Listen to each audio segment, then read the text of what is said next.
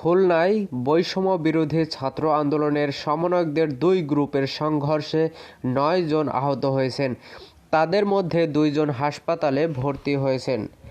নগরের শিববাড়ি মোড়ের জিয়া হলের সামনে বৃহস্পতিবার বেলা ৪টার দিকে এই ঘটনা ঘটে।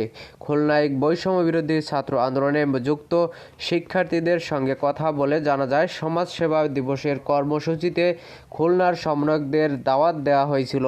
সেখানে আন্দোলনে সক্রিয় নন এমন অনেককেই কেউ কেউ সঙ্গে নিয়ে গিয়েছিলেন।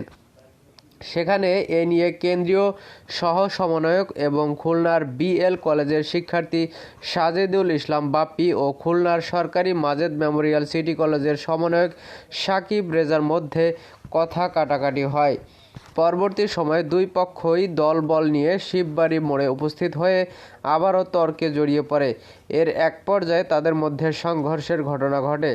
এতে ৯ জন আহত হন। সংঘর্ষে আহত ৯ জনের মধ্যে সরকারি পাইনিয়র মহিলা কলেজের সমন্বয়কারী দিয়া ও মজিদ মেমোরিয়াল সিটি কলেজের সমন্বয়কারী সাদিয়া খুলনা মেডিকেল কলেজ হাসপাতালে ভর্তি হন।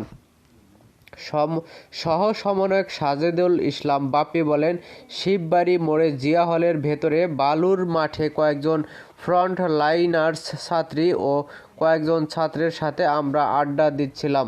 এর মধ্যে ১০ থেকে ১২ জনকে বা কারা এসে আমার বাইকের পেছন থেকে মারতে থাকে। তারা নারীসহ যোদ্ধাদের ওপরও হামলা করেছে। অন্যদিকে সমন্বয়ক সাকিব রেজা বলেন, মূলত সাজিদুল ইসলাম বাপ্পি বৈষম্য বিরোধী আন্দোলনের সম্মুখ ছাত্রদের বাদ দিয়ে বিভিন্ন সময় সরকারি প্রতিষ্ঠানে অছাত্র নিয়ে যায়।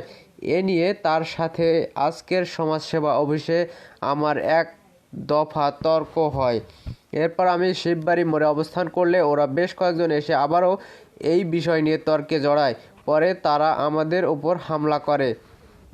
বিষয়টি নিয়ে খুলনা মেট্রোপলিটন পুলিশের উপকমিশনার মনিরুজ্জামান মিঠু বলেন, সমন্বয়কদের দুই গ্রুপের মধ্যে সেখানে সংঘর্ষ হয়েছে। বিষয়টি নিয়ে কেউ থানায় কোনো অভিযোগ দেয়নি। কোনো পক্ষ অভিযোগ দিলে আমরা বিষয়টি তদন্ত করব।